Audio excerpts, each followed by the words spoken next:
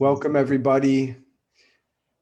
I got a very special guest, somebody I've been meaning to drop in a little bit deeper with myself for a while. He's one of these amazing cats that are on my radar on Facebook, putting out really solid content that resonates deeply with me. And sometimes life gets so busy that for me, I don't have time to really drop in the way that I want. But I think this is a cool space to do that and share it with this community. So welcome, Joe Keich. Joe has worked as a massage therapist, done network simulation systems, and now he works as an intimacy and relationship coach.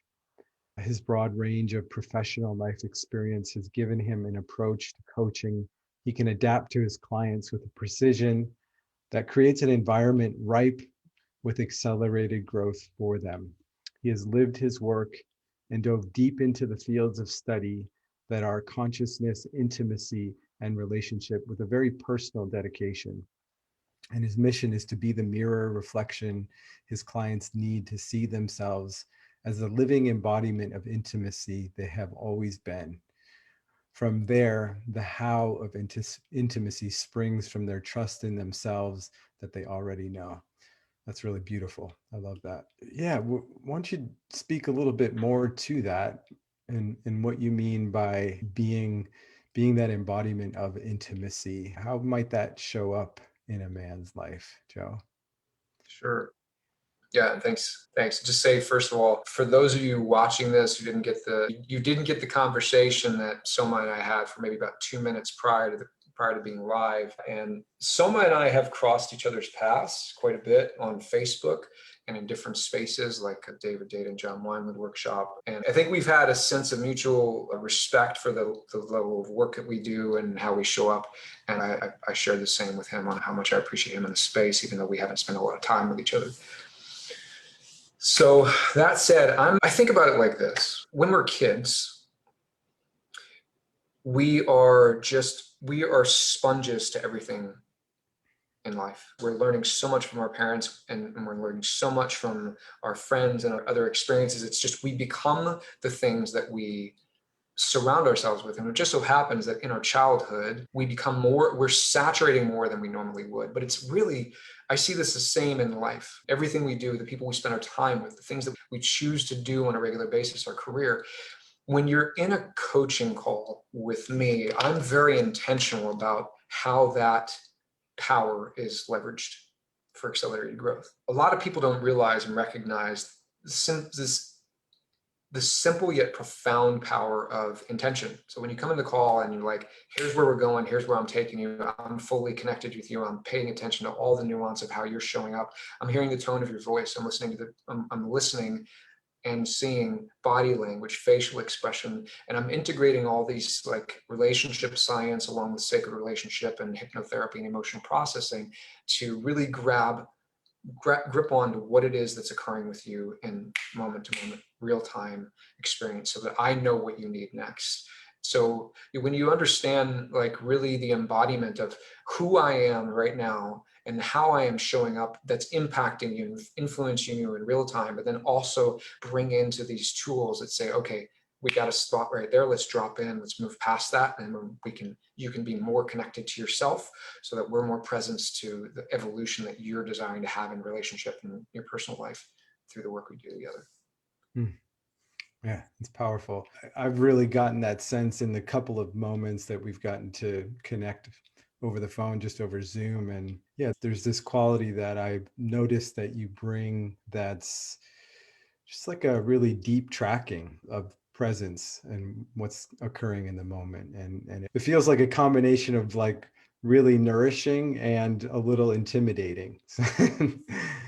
Yet masculine, feminine. Which is probably such a ripe combination to bring to a coaching call. I know your track of work and focus is a lot around masculine and feminine dynamics and polarity and connection and intimacy. And for men that are not familiar with that work, I'd appreciate if you'd give a breakdown of your perspective on sexual polarity, intimacy and connection, the distinguishments between like man and woman and masculine and feminine, and how those can sometimes get conflated and cause misunderstandings of this body of work. You want to dive in with that? Yeah, sure. I'll respond best I can. You let me know if there's anything that I could add to it. You already have you worked with David Data directly or just John Wyman? Just via John. Yeah. For those of you, and I both have history of working with people who've really, in a lot of ways, mastered the art of what is masculine, feminine, or some people refer to as divine masculine, divine feminine. So these are really archetypes. A lot of people, a woman might say, I actually had a woman at one point a couple months ago say that she experiences me as feminine. Interestingly enough, this is an incredibly successful, like multi-million dollar business woman, and she's 28 years old. So she is naturally going to be in a tendency to be more masculine. So easily identify, even if she's in her masculine, she's going to identify other people as feminine. That's just the nature of how it goes. Where in our masculine, we see feminine. So these archetypes, right? You might see the masculine archetype in things like Gladiator or Braveheart. You might see them in football and wrestling. It's these men that are just like, they know what they're doing, they're directed, and they have a presence that could crush you, as if we're setting aside just the muscle itself or the intensity to just conquer. It's like that part of us that says, I know where I'm going, I know what I'm doing, I'm headed that direction, and there's my destination. I don't know how I'm going to get there. I'm going that way. If you're coming with me, great. If not, take care. It's like this cutting. I have to cut things from my life to get to where I need to go. It's nothing personal, but I know where I'm going. So that's really the masculine. It's driven, it's focused, it's directed. That's an archetype. It doesn't mean we are that person. And we may embody more of that archetype, but it doesn't mean we are that archetype itself.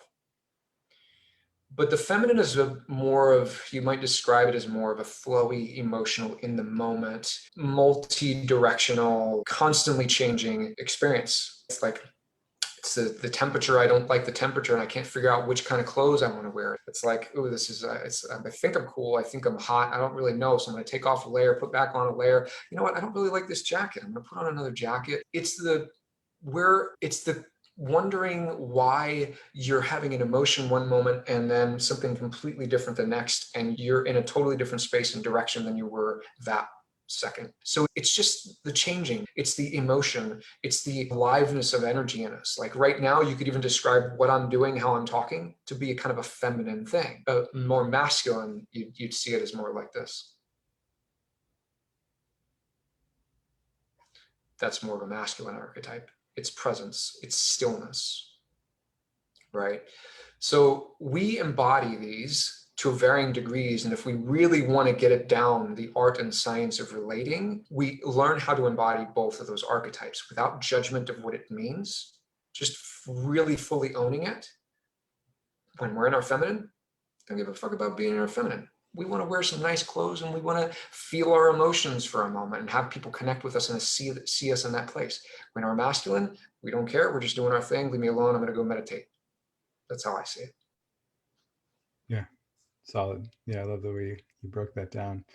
And for the guys watching this video, maybe a little bit after it goes live, just notice the impact, even in him displaying these different traits when he dropped into that stillness, and how that impacted your experience. Because this is, to me, a big part of intimacy in my experience, recognizing how much our way of being is impacting the world around us and creating the circumstances that we get to experience. Yeah. And so on that note, I know a lot of those dynamics go into this idea of sexual polarity, right? The sort of impact of our beingness on the people that we're in relationship with. So can you speak a little bit to that sexual dynamic and how it could be enhanced, or how we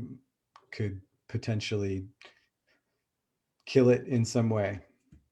For sure. Yeah, great topic, question. So the unfortunate nature of our current situation within the US and much of the world is that many men don't understand how they're depolarizing their sexual interests, their connection with women. So the way we create polarity consciously is through recognizing and then recognizing how we're showing up, like Soma said, like how are you showing up to the present moment? And through how you're showing up, how you're showing up impacting the woman you desire to connect with sexually, emotionally? How is what you are doing creating a response in her? Some sort of stimulation, emotional response. How is she opening as a result of you? Because there's this conflict that we have in many men's minds of I'm having emotions or I don't have this drive, Jeff Bezos drive, or I don't identify with the gladiator. There's this, and I tend to feel more, and I love my kids more, and I love my wife, and there's all this love and feels. There's this question of what is masculine, what is feminine. And the truth is that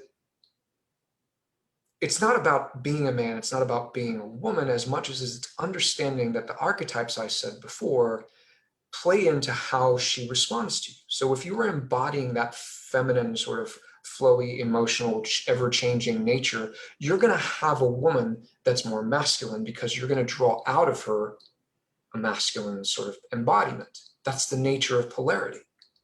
The intimacy that occurs between two bodies, it could be a man or woman, the one that embodies the more of a single archetype causes the other to have the opposite, reciprocal. And it's not like a still static thing where, oh, I'm embodying my feminine, so my woman is just going to respond this way. It's both.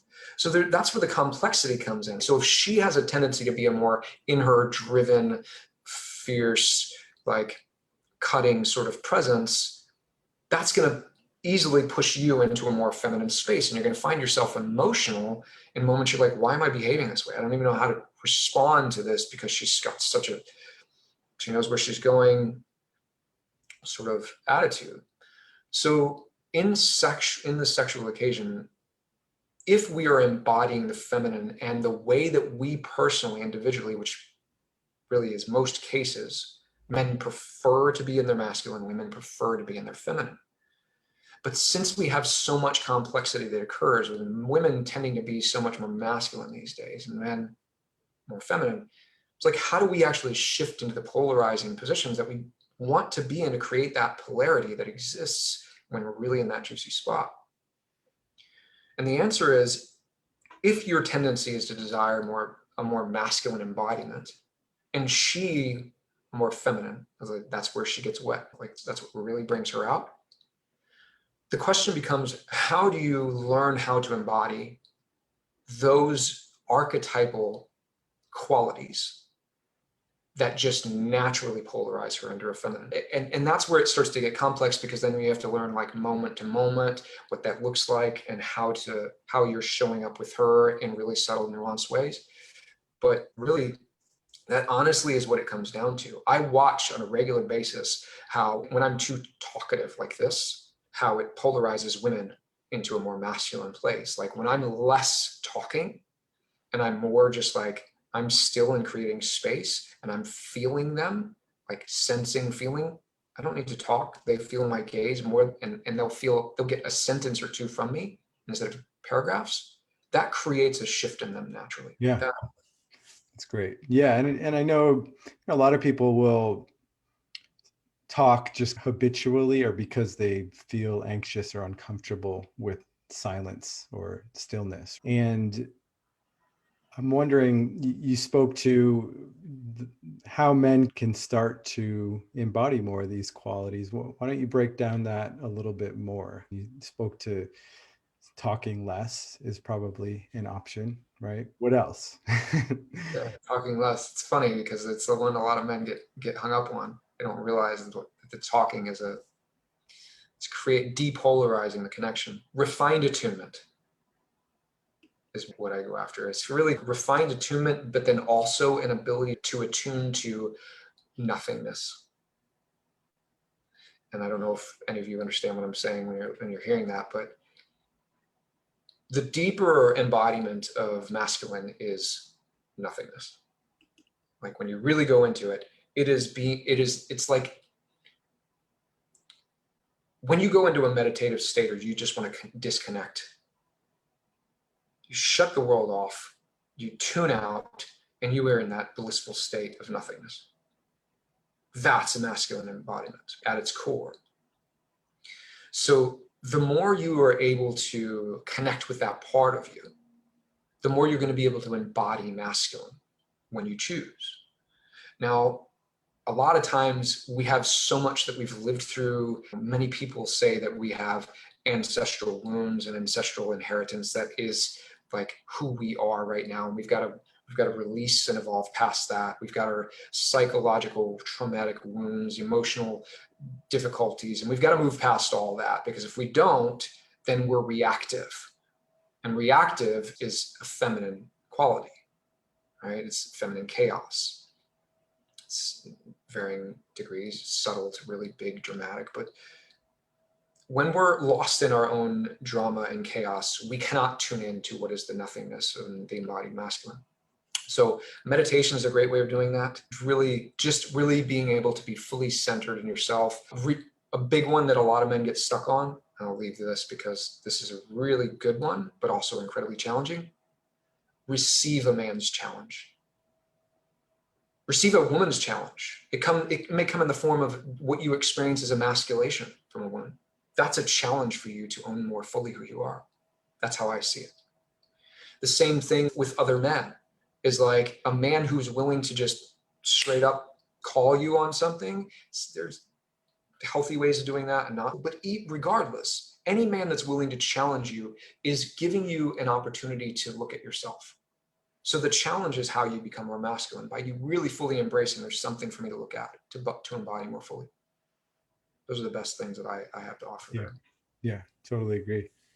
Yeah. I want to unpack this a little bit more because it's been a bit of my journey. The piece around there's these spaces that we can enter through, meditative practice or spiritual practice sometimes, where we connect to that nothingness. And there's a sense of inner peace that comes from that stillness that arrives from that place. And then we have our traumas, our wounds from the past that I know a lot of men in the tribe are working through, a lot of us collectively are working through. And my curiosity comes to the capacity to hold both and what that looks like in your experience, without bypassing the traumas and over spiritualizing and just nothingness. And it can, as I've delved into this work, I can see how it can be used as like an avoidance of being with uncomfortable emotions and things like that. So you want to unpack that a little bit with me? Yeah, let's unpack it, brother. So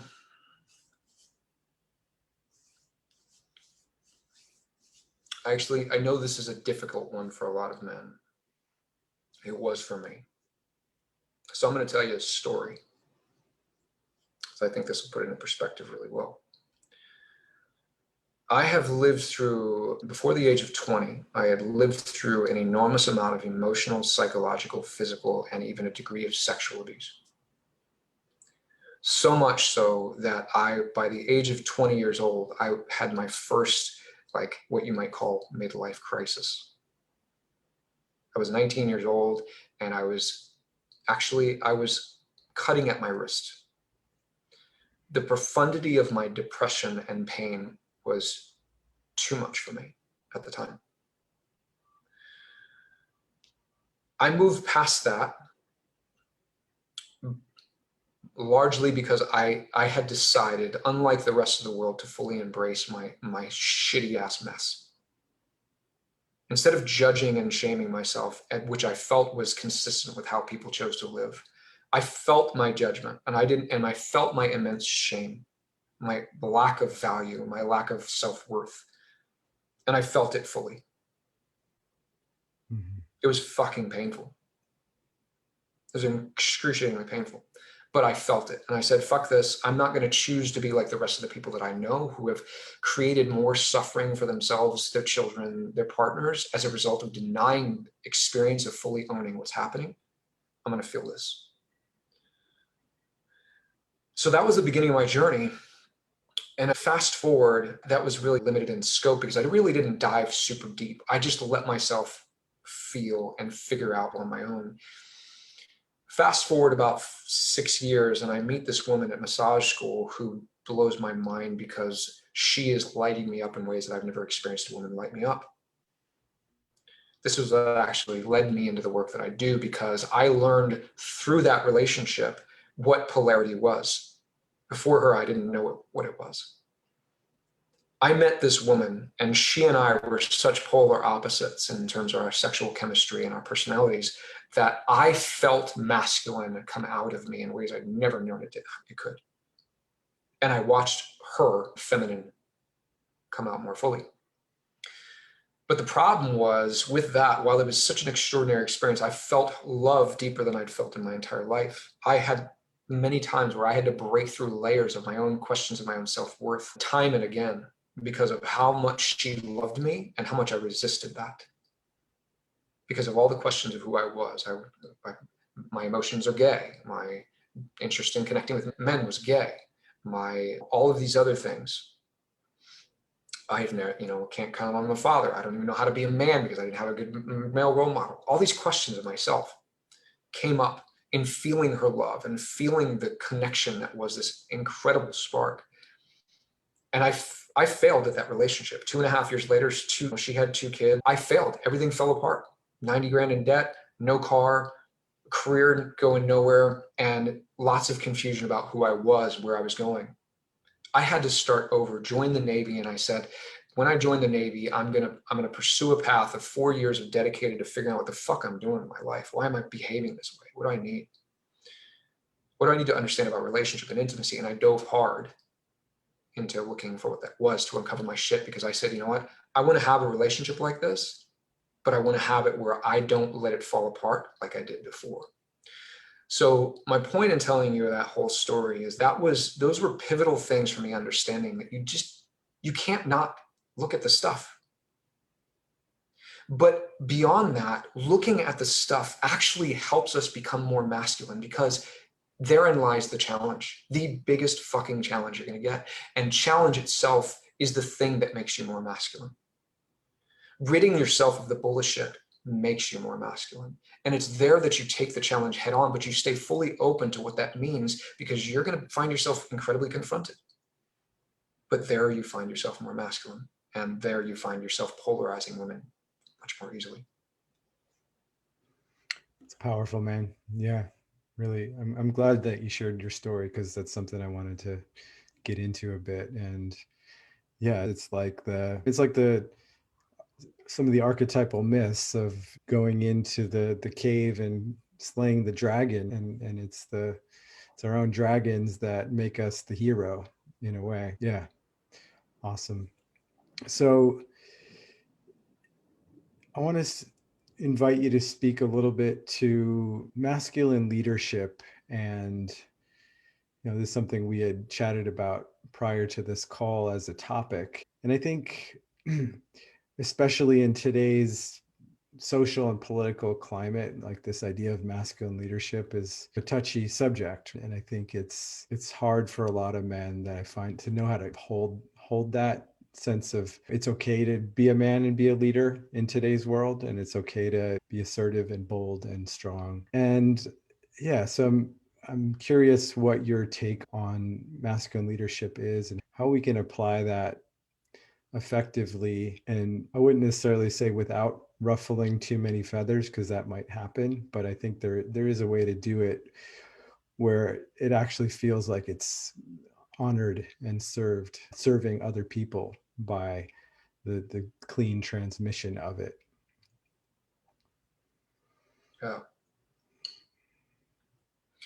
Yeah, and it's funny because the first thing that came to my mind when you started talking about this was a workshop that I did where I learned how to tell a woman what to do, learned how to give her a command and have it be something that serves her, that she recognizes serves her, that she actually loves, and that turns her on.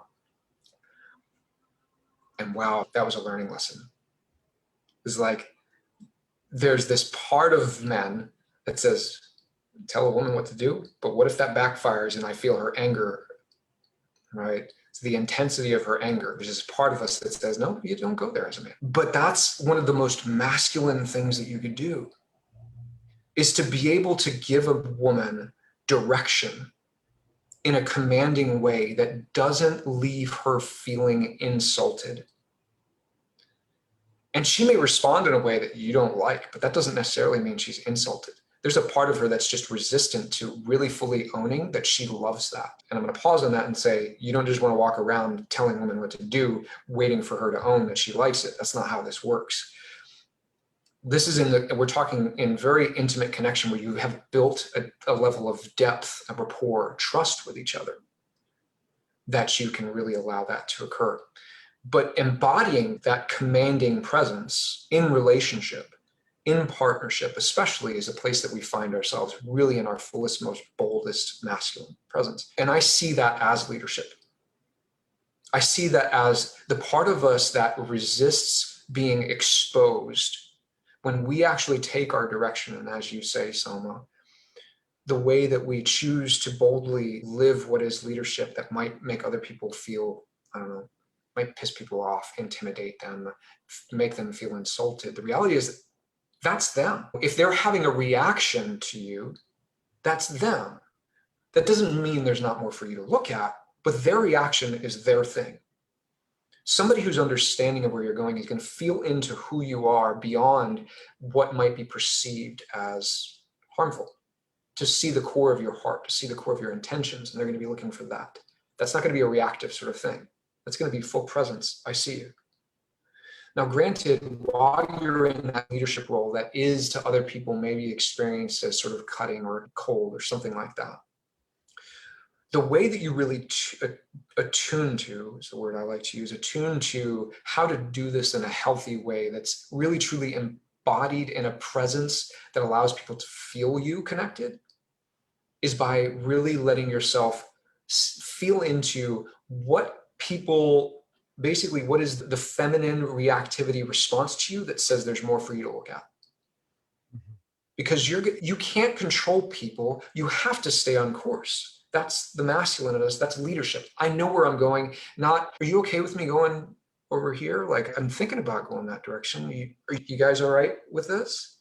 That's feminine, right? The masculine says, I know where I'm going. I understand that this is going to be painful for some people. It's going to be painful for me.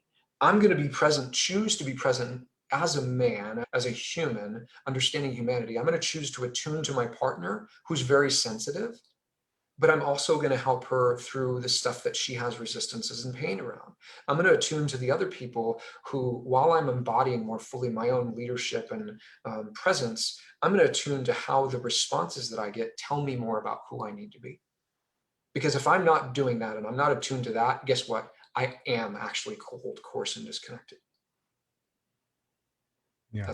That's how I see all of that. I see as leadership. Yeah. Yeah. It's awesome.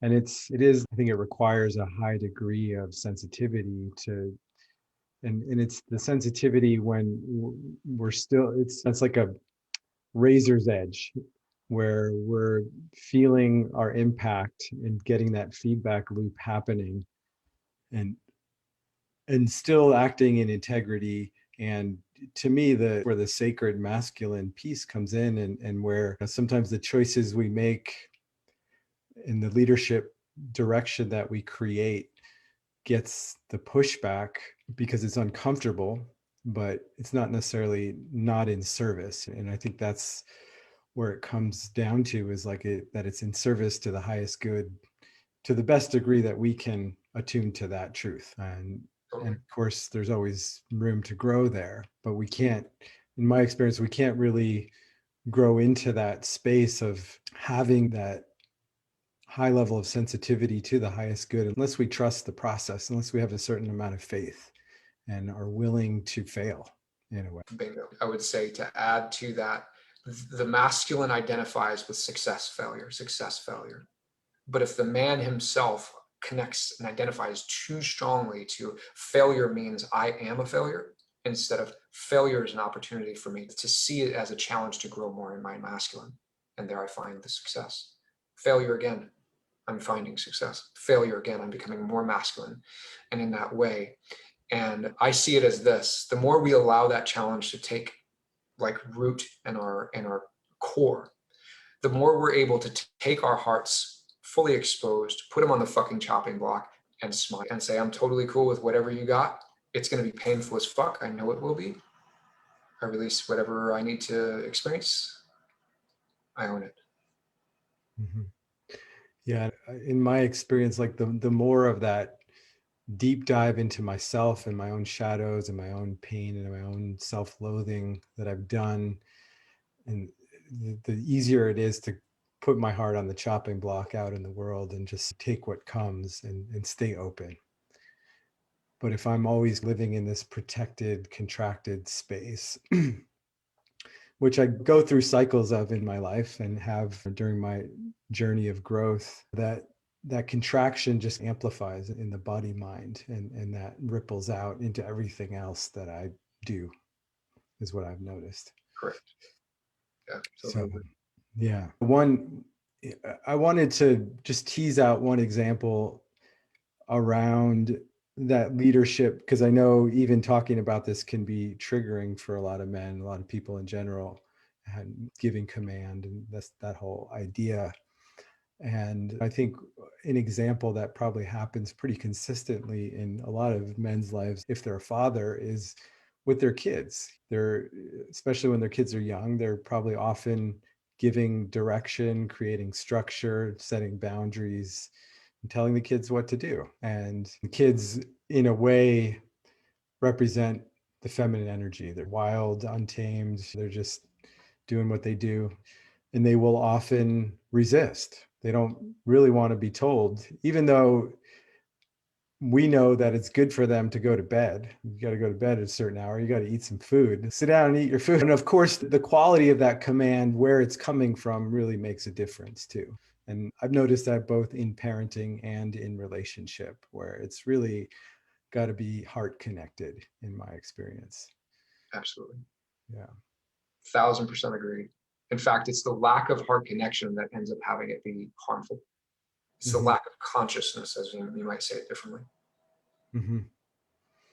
Yeah, let's break that down a little bit and what that means, because as a lot of men will live much of their life in their heads and thinking. So, how would a man both be connected to his own heart and somebody else's heart?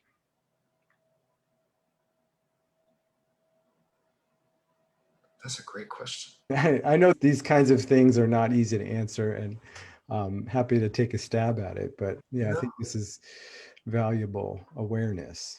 Yeah, no, I was just pausing to reflect in a moment. Sometimes I do that just to make sure that I'm really fully aware of what I'm going to say instead of charging in. So I was thinking about the deepest levels of work that I've done in intimacy and relationship, and really in embodying the archetypes. And that level came through understanding two things, really. One of them is the understanding of what being in service really means. Understanding how being in service, a lot of people think they go into this tendency to be a martyr when they think of service. So I give so much of myself, but I need back. Of course you need back. But there's this thing where if we really grip onto the reality that when we are truly giving, like truly giving, there is a receiving. But when we are giving in what we believe is service, but there's a little part of us that has this expectation of having some sort of like expectation versus understanding that as I'm giving, I am a receiving. There's a part of me that is giving, that is a gift, but in the gift giving, fully open, I receive something in that process. The logical perception that I'm giving with this anticipation that I'm supposed to get something in response, That's not giving. So you're not going to really feel the fullness of it. How do you, like, I see it as that, as if I can really attune to the reality that as I'm really genuinely giving something and I'm watching how part of myself may want something in return. I don't know, maybe I want some sex. Oh, I'm really looking forward to us having sex like whenever we want over the course of after our honeymoon. And then the sex stops. And then we find ourselves getting irritated and we're like getting pissed off. Babe, we're not having sex anymore. Okay, you're responding like that. Guess what? That says you have some sort of expectation on how she's supposed to behave. And what you're not doing is not tuning to her heart and why she might be behaving the way she is. So maybe she's closed. Your opportunity there is being in service, is you're feeling into what's happening to her. Why is she closing? Why is it that for the last 6 years of your life, it was extraordinary, and now she's shut down to you and you can't access her? Are you really feeling into what's present for her? Because there, in relationship and partnership especially, there, that's where you're being in service. Instead of hearing your own body mind's reaction that gets pissed off, irritated, says, you know what, that your mind starts drifting off to that woman that's wearing the really sexy clothes, that's giving you a whole lot of attention. She wants you. That's not in service. That's listening to your body mind's desire for something that you could totally get with this woman. You just got to work through your closure. So here you are being in service and partnership, really digging into this woman's heart, her energy, allowing her to feel your presence, and you're being exposed as being a man. The way that he gets exposed as he leaves behind the freedom of choice for another woman. Just a painful process for a man to really fully be available for that. But that's how a masculine man chooses to be in service. So that's how we attune. Really, just really, you can apply that to any sort of connection. Is Are we truly being in service? Are we devoted to how we're showing up to this individual? And it's every person. Because if you're living it truly embodied, it's not just I'm giving this to my partner. It's I'm living this so that my practice becomes the embodiment that I bring to my partner every single fucking day. Mm-hmm. That's really cool. I love the way you put that. It's almost like this devotional quality, which to me it sounded like it requires a certain level of sacrifice. It requires maybe sacrificing satiating those immediate desires that we all have, right? Like they're always going to come up on some level, and Absolutely. and redirecting our intention towards that devotional space, and how powerful that can be to change where we're operating from, right? Yeah. Yeah. I'd add to that, it's weird because the masculine in us as men tends to really really strongly believe that our freedom is in the multiple different flavors that we have. That's our freedom. You can have that woman and that one, but I really like the leather and that she likes to wear. But there's this schoolgirl look in this woman, and I love the way it's all these different flavors of the feminine, and we feel so strongly about our identification with all these different flavors that we believe our freedom is in them. But when we really dig deep, true freedom is in moving beyond that bullshit perception to understand that in devotional partnership, therein lies the freedom. Because therein lies the deepest level of connection that you could possibly experience. That's explosive, that's extraordinary, that's lifelong, and everybody wants to experience that.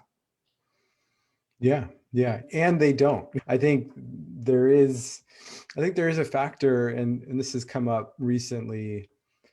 I think it came up with a client I was working with yesterday, where that deep intimacy, just like I said at the beginning of this call, it's intimidating. It's a little scary because it reveals us. It reveals the parts of us that we don't necessarily like to look at. And if we're really all in with somebody, we're going to have to look at that shit eventually. Yeah. Yeah, I'm not going to pretend that it didn't take me some time to really see it myself. I wasn't like just born out of the womb going like devotion. I was like, girls. Yeah. Uh-huh. Yeah. So after having done this work for a while, for men that are maybe in a longer term relationship and struggling with that devotion and saying yes fully, even to the closure, what would you say might help a man move beyond that? I point to what we just talked about. You say there's this intimidation factor. That intimidation factor is your invitation to own fully your masculinity anytime you feel it. Anytime. That's fear. And your fear is a little fucking lying to you. I see every single way that we own our masculine more fully is identifying all the different places where we let fear permeate our choices, our perception. And intimidation is one of the ways that we experience fear, especially as men. It's like, oh shit, that's a lot. Let's not do that. So I would say really owning that if you truly want to, like really truly want to embody the masculine archetype to get the sort of experiences that you want from your partner or from your life, you choose to walk head on into every single moment that you feel and experience intimidation or fear. Because there's a lesson in that for you. There's a lesson in owning more fully your masculine. And when you own your masculine more fully, it's not just about devotion. When you can really penetrate life by choosing to stay on your course and on your path with such clarity, such discernment, that everybody recognizes you as an example, even if they feel uncomfortable about it, there's a part of them that knows it. You're going to feel yourself more fully in devotional partnership, and you're also going to experience the sort of results that you want to in your career life, your personal life. For sure. Yeah. So one of the kind of masculine archetypes that I wanted to drop in that to me relates to what you're speaking to is the warrior, right? And there's a way that, we can, this externalized expression of the warrior where it's this aggressive, dominating destroyer that's just out there to kill. But we can, some of the practices that I've done and try to do to bring to the men that I work with is integrating and embodying more of this warrior. And it's something that's probably on some level epigenetically in our body mind, just through our whole human lineage, that the warrior traditions that have been carried through men. And so it's pretty easy actually for men to access that and turn it on energetically. And it's in terms of facing your fear, learning how to amplify that part of you that is fearless, that would face death for the sake of a higher purpose, is such a powerful thing that we can bring into our own practice or into intimacy in those moments where it's like, oh shit, I want to run here. And then through practice, we can learn how to turn that on in ourselves. And it doesn't necessarily make it easier to be with the uncomfortable things that we have to face, but it, in my experience, it activates a state of consciousness that is wider than the fear which wants us to collapse in on it. It wants to keep us small. So yeah, I would encourage men, and a great way to do this, I like doing this every once in a while, is watching some like warrior movie, like watching Vikings or something, and turning that energy on in my body, because so much of the like modern domesticated man is in this like not only emotionally collapsed state, but like physically too. We're like sitting here typing at computers all day and pretty disconnected from our bodies. And we all have this primal side of us that's super valuable and is a really powerful energy that we can bring into our lives and our relationships. That's pretty transformational in my experience. Yeah, it's funny because I'll show you something.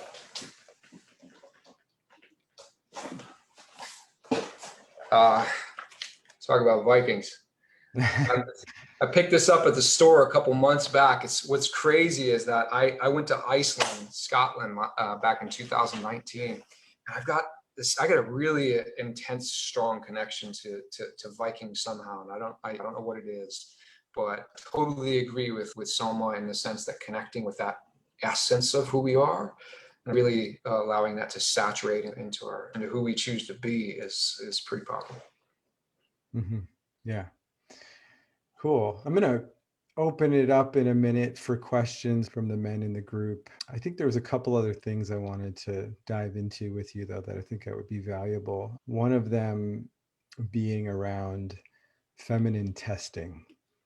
And I think this is a blind spot for a lot of men. And yeah, so if you could define feminine testing, maybe give an example, and then give us an idea of like how a man can detect that and maybe create some resilience around those tests. Did you say detect it? Yeah, like being aware of when that's actually happening. Okay. Yeah. A good way of being aware of when it's happening is to notice when you're getting pissed off or irritated or annoyed. There you go. That means there's something for you to look at about how you're responding to her test.